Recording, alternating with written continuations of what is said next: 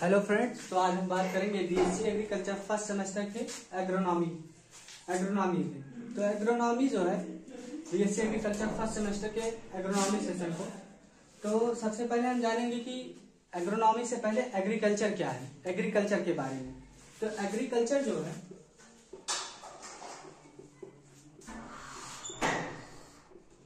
Agriculture दो शब्दों से मिलकर बना है, एग्री प्लस कल्चर।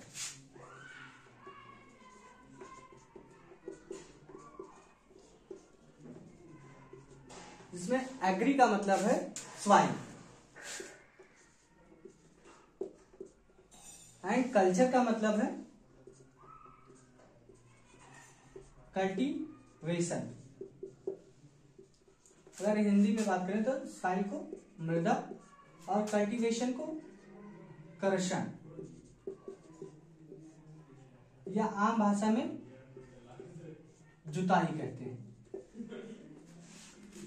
अगर अब इसकी डेफिनेशन की बात की जाए तो इसकी डेफिनेशन दो शब्दों में छिपी हुई है, मृदा और उसके बाद कर्षण, अर्थात जो भूमि के प्राकृतिक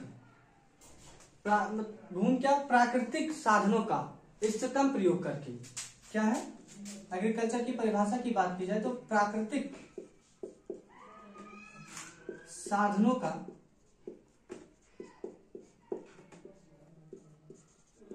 इष्टतम प्रयोग करके।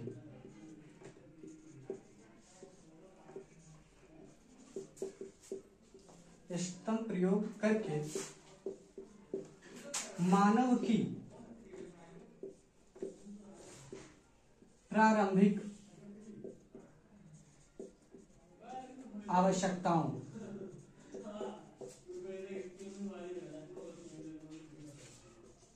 अब मानव की जो प्रारंभिक आवश्यकता है वो है भोजन,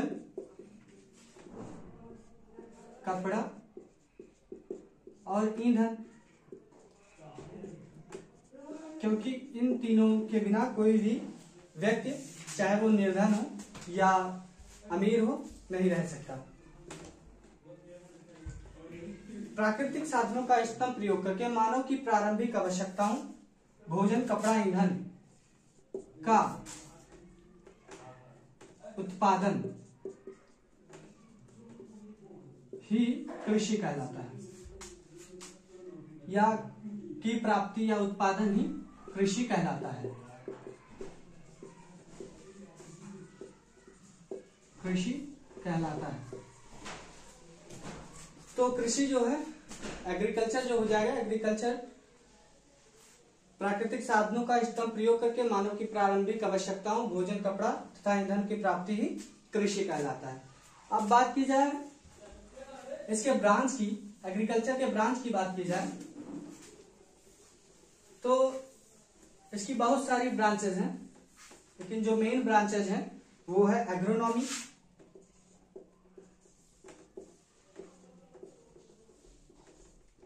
हॉर्टिकल्चर, माइक्रोबायोलॉजी,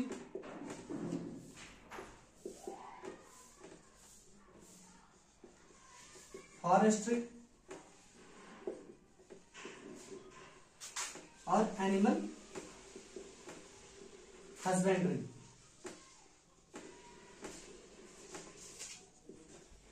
ये जो है तीन चार जो मेन सब्जेक्ट है वो एग्रोनॉमी है, हॉर्टिकल्चर है, माइक्रोबायोलॉजी है, फॉरेस्ट्री है, एनिमल हस्बेंड्री है। एनिमल हस्बेंड्री के अंतर्गत हम डेयरी साइंस पढ़ते हैं।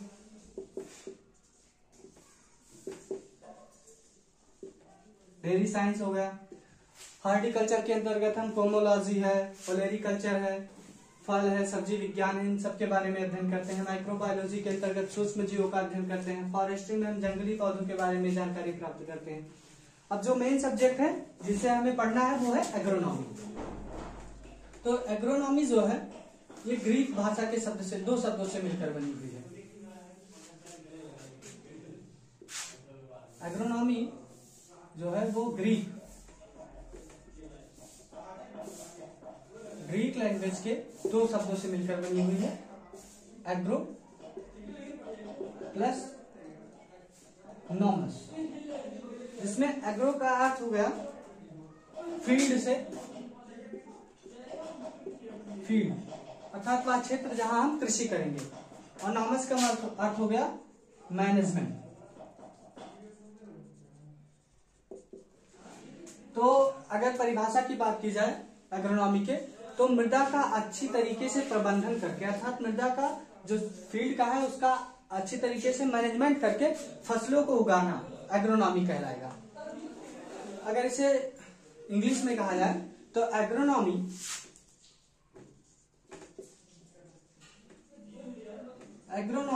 Is the branch of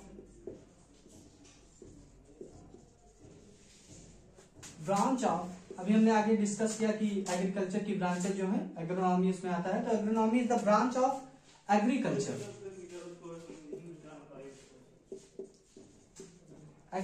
science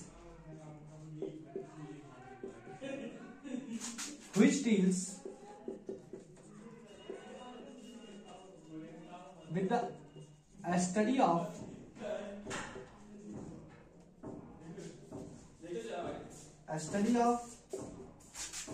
crop production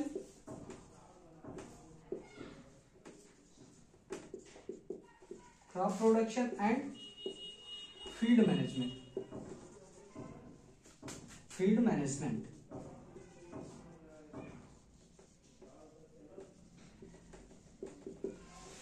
भूमि का अच्छी तरीके से उपयोग करके फसलों को उगाना ही एग्रोनॉमी कहलाता है। तो agronomy is the branch of agriculture science which deals with the study of crop production and field management. दो शब्द, crop production and field management, फसलों को उगाना और उसका प्रबंधन करना, हम मेन दो जो बातें हैं वो एग्रोनॉमी के अंतर्गत हैं। पहला तो क्रॉप प्रोडक्शन, फसलों को उगाना, और वो भी फील्ड मैनेजमेंट के साथ, अर्थात उसका प्रबंधन करके, भूमि का प्रबंधन करके। B.R. बॉल जो एक एग्रोनॉमिस्ट थे, C.R. बॉल, उन्होंने एग्रोनॉमी को बताया कि एग्रोनॉमी जो आर्ट एंड साइंस दोनों है। C.R. बॉल एक एग्रोनॉमिस्ट थे जिन्होंने जो एग्रोनॉमी है इसको कला एवं विज्ञान दोनों कहा, एवं विज्ञान, क्योंकि एग्रोनॉमी के अंतर्गत हम वैज्ञानिक ढंग से, क्योंकि हम जो फसलों का उत्पादन करते हैं वो वैज्ञानिक ढंग से फसलों का उत्पादन हम प्रकृति के प्रत्येक वैज्ञानिक ढंग से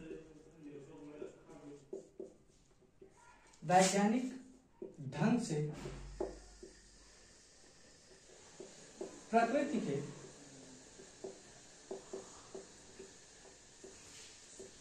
इष्टतम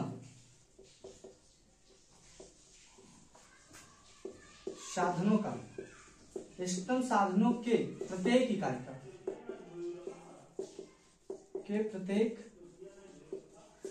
इकाई का उपयोग करके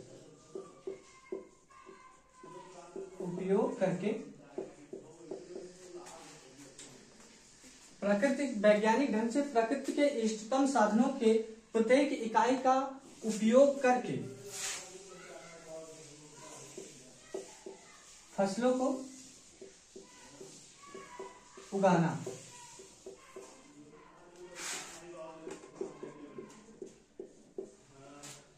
तो B.R. बॉल जो एग्रोनॉमिस्ट थे, इन्होंने एग्रोनॉमी को क्यों कला एवं विज्ञान कहा, उसका कारण है कि प्राकृतिक ढंग से हम जो है प्रकृति की इष्टतम साधनों का उपयोग करते हैं, अर्थात इसमें विज्ञान और कला दोनों सम्मिलित हैं, इसलिए B.R. बॉल ने एग्रोनॉमी को कला एवं विज्ञान दोनों कहा। अभी स्कोप की बात की जाए एग्रोनॉमी में, तो एग्रोनॉमी में बहुत सारे स्कोप हैं। एग्रोनॉमी क्यों लाई गई, उसका स्कोप क्यों है, तो सबसे पहला स्कोप जो है, स्कोप ऑफ एग्रोनॉमी,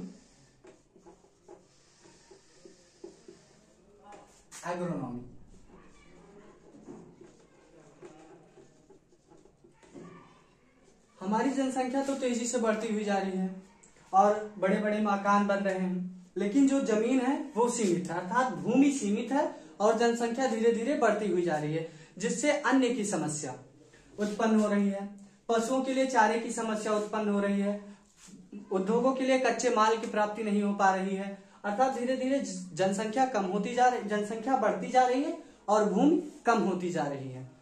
तो सबसे बड़ी समस्या जो उत्पन्न हुई हमारे सामने वो अन्न की समस्या थी, वस्त्र की समस्या थी, कच्चे माल की समस्या थी। अर्थात उद्योगों को ना तो कच्चे माल की प्राप्ति हो रही थी और धीरे धीरे जो है फूड का शॉर्टेज होने लगा। तो इसके लिए एग्रोनॉमी को लाया गया। तो एग्रोनॉमी अर्थात सघन कृषि करके, एग्रोनॉमी के अंतर्गत सघन कृषि करके अर्थात प्रत्येक इकाई का जो है भूमि के प्रत्येक इकाई का अधिकतम उपयोग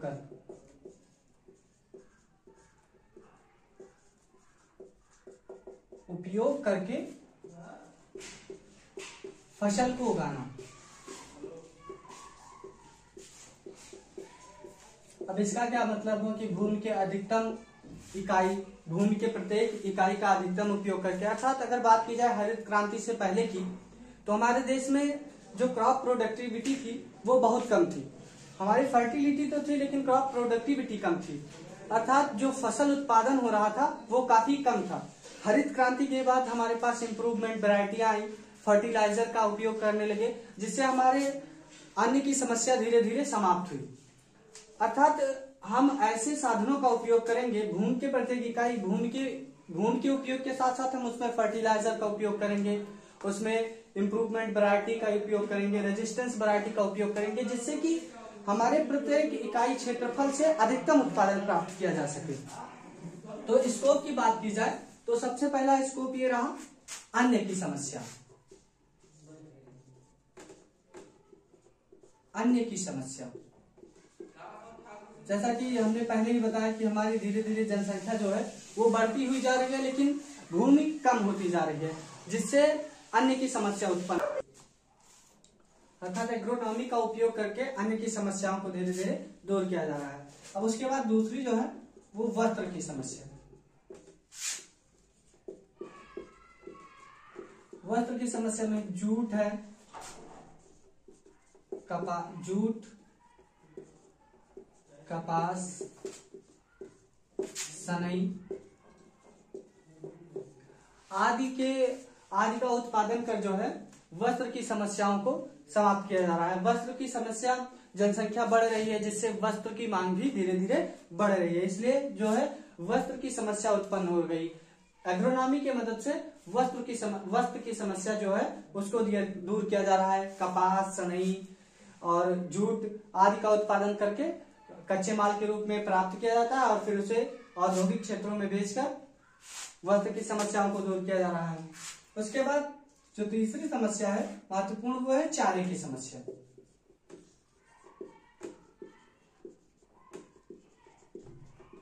चारे की समस्या, जब अन्न का उत्पादन नहीं होगा तो उससे चारे की समस्या भी धीरे धीरे उत्पन्न हुई। अब चारा पशुओं के लिए जो है चारे की आवश्यकता होती है और जनसंख्या बढ़ रही है, पशुओं की जनसंख्या बढ़ रही है, मनुष्यों की जनसंख्या बढ़ रही है, इसलिए चारे की समस्या भी उत्पन्न हो रहा है और भूमियां धीरे धीरे कम हो रही हैं।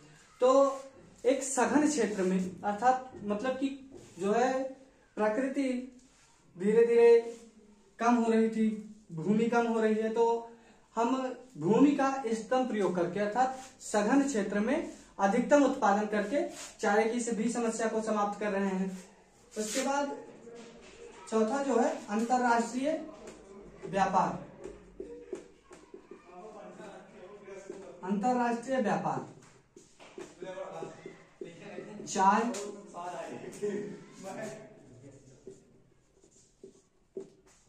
चीनी, रबर आदि वस्तुओं का उत्पादन कर हमारा अंतरराष्ट्रीय व्यापार भी बढ़ा है। धीरे धीरे अंतरराष्ट्रीय व्यापार में एग्रोनॉमी अर्थात जो एग्रीकल्चर क्षेत्र है वो भी इन वस्तुओं के कारण ऊपर आया है। फिर अंतरराष्ट्रीय ख्याति,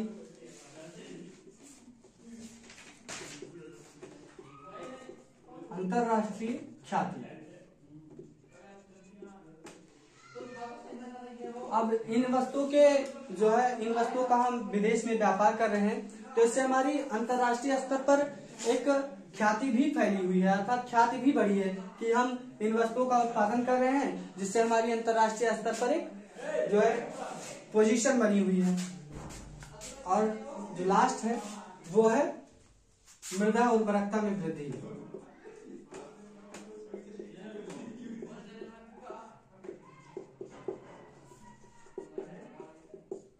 क्रॉप रोटेशन है, फसल चक्र,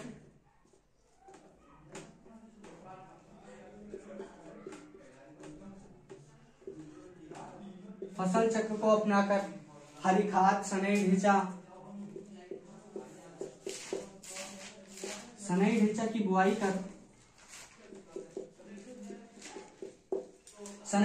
बुआई कर हम मृदा उर्वरकता में भी वृद्धि हुई है।